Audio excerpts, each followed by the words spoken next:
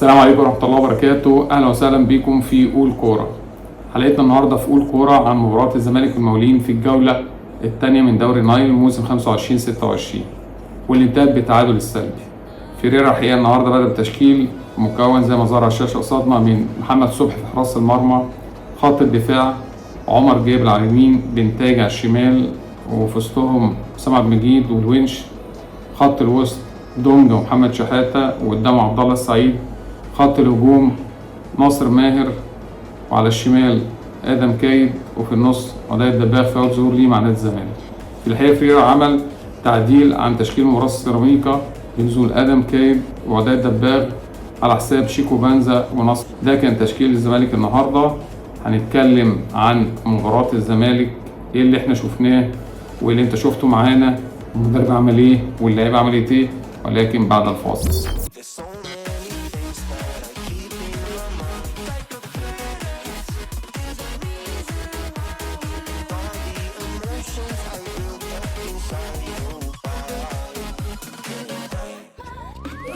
ورجعنا لكم تاني في قول كورة.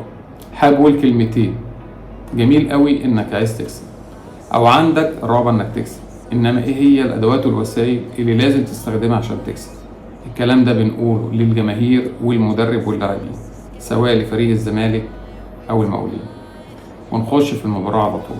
في الحقيقة المباراة كانت اقل من المتوسط، لا الزمالك ولا المقاولين قدموا لنا حاجة تبسطنا طوال المباراة. شفنا اداء باهت، اداء لا يرقى مستوى المباراة ولا الاسم الزمالك ولا الاسم المقاولين. واللي شفناه في المباراة ان الزمالك وجمهوره عايزين المكسب، بس في الحقيقة لا المدرب ولا اللعيبة قدمت واستخدمت الادوات اللي تخليها تكسب.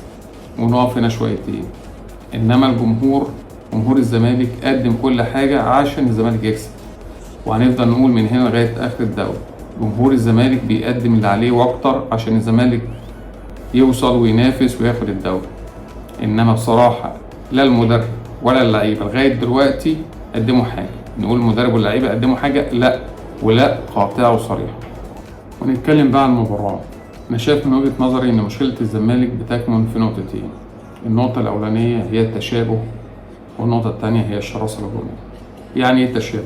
يعني اللي بنلاقي الزمالك بيبدأ باتنين لاعيبة في مركز ثابت وهما محمد شحاتة ودونجا، ونفس الوضع بالنسبة لعبد الله السعيد وناصر ماهر. عبد الله السعيد بيلعب مركز 8 وناصر ماهر بيلعب مركز 8، بس على الورق المدرب بيلعبه ناحية اليمين، واللي ناصر ما بيقدرش يأدي فيه وبينسى مهام المركز ده، مش قادر يلعب جناح أيمن، ودايما بيرجع لمركزه مركز 8 اللي بيتحرك فيه.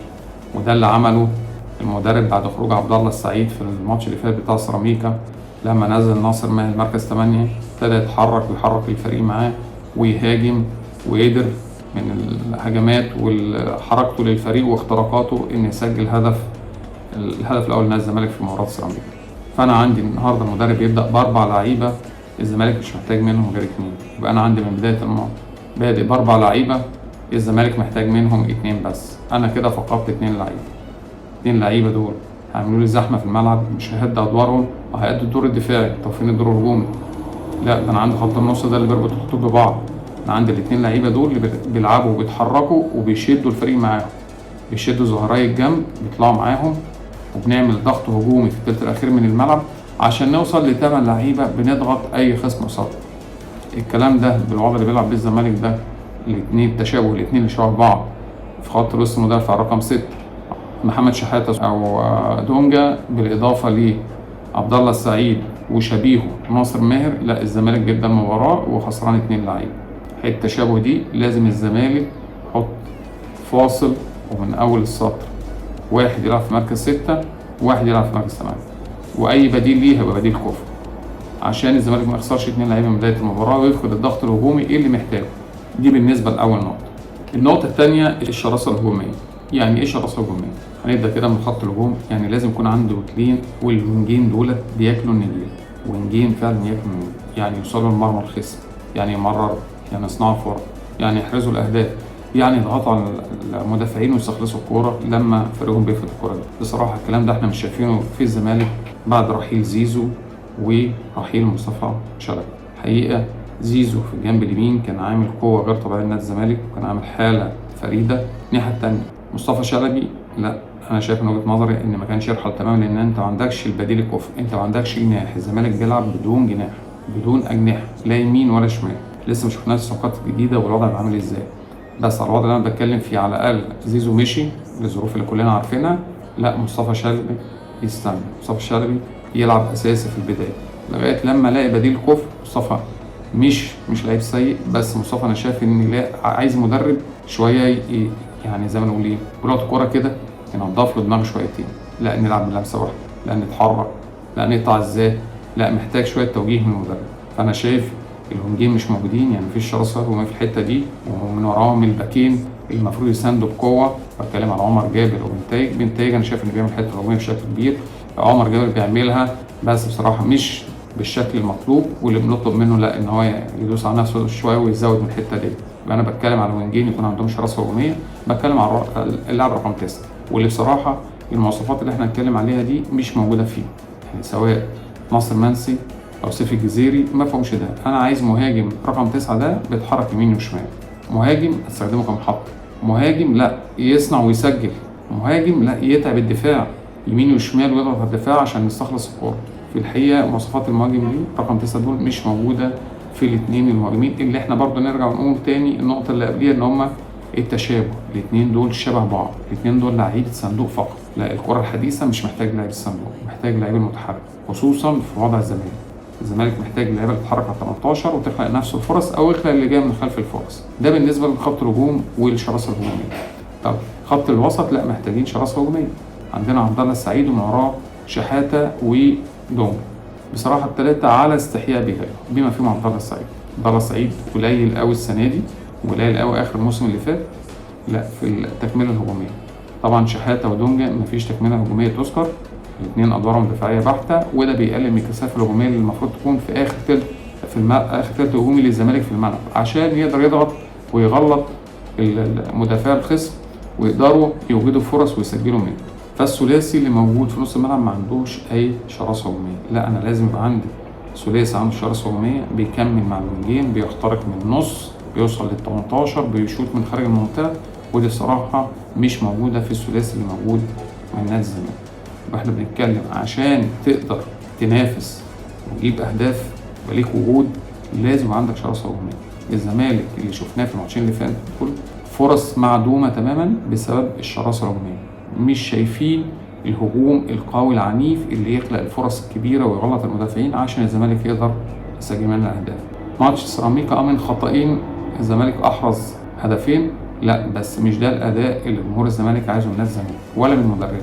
المدرب لسه بنقول لسه في البدايه ولسه بيستكشف لعيبته، مش عايزين الفتره الطول، بس عايزين يبقى على طول لا في التغيير على طول، البديل الكفء، المشاوره مع الجهاز الفني المعاون المصري، زي ما اتكلمنا كده عن فكره عماد النحاس وشامين ريحته امبارح في تشكيل الاهلي لمباراه الامس. لا محتاجين فعلا يبقى في شراسه هجوميه عند لعيبه الزمالك عشان نقدر نشوف شكل هجوم الزمالك ونقدر نشوف مباراه. احنا بنقول زي ما كابتن رطيب بيقول الكره جوال، لا احنا الزمالك بالوضع ده لا مش هنشوف منه جوال كتير، لا هنوجد الشراسه الهجوميه هيبقى فيه اهداف، هنقلل التشابه اللي موجود في الملعب هيبقى فيه اداء. ده اللي احنا طالبينه من الزمالك والمدرب. جمهور الزمالك مش هستنى كتير، على طول داعم اي نعم، بس جمهور الزمالك بيحب الكره الحلوه، والزمالك لازم يرجع تاني يفرح جماهيره ويقدم كره حلوه. يقدم كره حلوه يعني ايه؟ الغي التشابه اللي موجود في الملعب ده عشان يبقى عندي كل لعيب في مركزه بيأدي، ماليش لعيب بيأدي 2 لعيبه بيأدوا نفس الدور، لا هتفرق كتير قوي مع الفريق. فاحنا محتاجين نلغي التشابه ده تماما. عندنا بنتكلم على 3 مراكز بدايه من هجوم ناصر منسي شبهه سيف الجزيري، عندنا عبد الله السعيد وناصر ماهر، عندنا شحاته ودونج، واي واحد من الناس دي هيقعد هيبقى التاني بديل كفء ليه. بس احنا بنتكلم محتاجين جناحين ثابتين واقوياء لا ويأدوا بقوه عشان يوجدوا الشراسه. محتاجين فيرود متحرك عشان يقدر يتعب الدفاع ويقدر يخلق فرص لنفسه او لزمايله ويسجل. محتاجين تكمله من خط الوسط بالكامل. محتاجين زي ما بنقول الظاهرين الطاهرين عمر جابر وبنتايج يأدوا الدور الهجومي. انا واثق ان بنتايج هيأدي الدور ده بشكل كبير، لان المطلوب من عمر جابر لازم انا كمان أأدي الدور ده بشكل كبير. واحنا بنتكلم مشكله الزمالك هي مشكله في نقطتين: التشابه وعدم توافر الشراسة الهجومية. أعتقد الزمالك لو حل النقطتين دول هنشوف شكل تاني للزمالك، مدرسة الفن والهندسة اللي بيبسط بيها الجماهير. ده اللي احنا شفناه من المباراة. خليكم معانا بعد الفاصل في قول كورة. قول كورة واحنا كمان هنقول. ورجعنا لكم تاني في قول كورة، وكنا عايزين نقول بقى بعد الكلام اللي احنا اتكلمناه كده، ما تيجي بقى نتجرأ بقى على حق فريرة كده مدرب الزمالك ونقول معاه التشكيل. هنقول له لا احنا معاك في حراس المرمى تبدأ بصبحي، ومعاك في خط الدفاع تبدأ برباعي اللي تبدأ بيه كل مرة، جابر في اليمين وبنتاج في الشمال، وفي النص الونش وحسام عبد المجيد. خط النص هنبدأ بمحمد شحاتة في نص الملعب، وعلى يمينه ناصر ماهر، وشماله شيكو بنز. هنلعب بلعيب رقم 10 اللي هو اخوان الفينا البرازيلي الجديد دوت، نلعب بيه في مركز 10، ونلعب باتنين في قدام مايل شويه ناحيه اليمين عدي الدباغ، ومعاه عمرو ناصر او احمد شريف بعد التعافي من الاصابه. وممكن طريقه اللعب دي تتغير تبقى 4-3-3، ان انا ادخل اخوان الفينا ناحيه الشمال فوق شيكو بنزا، بحيث ان ده يتحرك بشكل عرضي كتير ويفتح الدنيا لشيكو بنزا وبنتاي. والناحيه الثانيه يبقى في تبادل بين كريم الدباغ اللي بيجيد اللعب برضه في مركز الجناح اليمين عشان بيلعب بالرجل الشمال زي فكره محمد صلاح كده، لعبه ناحيه اليمين. وممكن برضه يبقى في تبادل للمراكز بينه وبين عمرو ناصر ناحيه اليمين، او مهاجم رقم 9، او لو لعب احمد شريف يبقى نفس القصه برضه بينه وبين عدي الدباغ. نشوف التشكيل دوت وانت بتجرب تستكشف اللعيبه. فكر في التشكيل اللي يعمل لك كثافه هجوميه، اللي يعمل لك فاعليه هجوميه. لو اتوجدت الفاعليه الهجوميه هتتوجد الاهداف، يعني هتتوجد المكسب. وهو ده اللي عايزه جمهور الزمالك من المدرب ومن اللعيبه. الزمالك مش عايزين وقت كتير يتشاف اللعيبه، المدرب يشد حيلنا شويتين، اللعيبه توصل نفسها، وبنقول الجمهور مساند. وكل الدعم والمسانده لتجربه الزمالك القويه، كل الدعم لجون ادوارد، ونتمنى ان تجربه الزمالك دي تنجح عشان الزمالك يبقى موجود بقوه في المحافل المحليه والافريقيه ان شاء الله. دي كانت حلقتنا النهارده عن مباراه الزمالك والمقاولين اللي انتهت بالتعادل السلبي. وخليكم معانا بعد الفاصل نتائج الجوله الثانيه وقول كورة. قول كورة واحنا كمان هنقول. ورجعنا لكم تاني في قول كورة، وقبل ما نعرض مع بعض على الشاشة دلوقتي نتائج اليوم الأخير من الجولة الثانية من دوري نايل 25-26، نقول جملة واحدة لنادي الزمالك: طريقة اللعب دي مش هتودينا لبعيد، مش هتروح بينا لبعيد بجد. جمهورك مستنيك، جمهورك مستني الكرة الهجومية الحلوة، جمهورك مستني مدرسة الفن والهندسة. فياريت ما ناخدش وقت كتير، اللعيبه تدوس على نفسها شويه، الجمهور الزمالك عايز يفرح، ونشوف اداء مغاير تماما في الجوله الثانيه. ونعرض مع بعض دلوقتي على الشاشه نتائج اخر يوم في الجوله الثانيه. كان معانا 3 مباريات في اليوم الاخير للجوله الثانيه. انبي وادي دجله، فوز انبي 1-0. غزل المحله وسموحه 0-0. الزمالك والمقاولين 0-0. دي كانت نتائج اليوم الاخير من دوري نايل 25-26 في الجوله الثانيه. ولو نعرف برضو مع حضراتكم دلوقتي الجدول بتاع الجولة الثانية بالكامل اللي بدأت يوم الخميس وانتهت السبت. كان عندنا زد اف سي بيلعب سيراميك كليوباترا والنتيجة تعادل سلبي. اتحاد السكندري ومودرن سبورت النتيجة 2-1 لمودرن سبورت. بيراميدز والاسماعيلي 1-0 لبيراميدز. طلائع الجيش والمصري 3-0 للمصري. بتروجيت وكرابس اسماعيلية 2-2. الاهلي وفاركو 4-1 للاهلي. حرس الحدود والبنك الاهلي 1-0 لحرس الحدود. انبي وادي دجله 1-0 لانبي. غزل المحله وسموحه تعادل سلبي. الزمالك والمقاولين تعادل سلبي. دي كانت نتائج الجوله الثانيه من دوري نايل 25-26. ونشوف حضراتكم على خير ان شاء الله. والسلام عليكم ورحمه الله وبركاته في قول كوره. معاكم حكم السابق هشام حامد. السلام عليكم.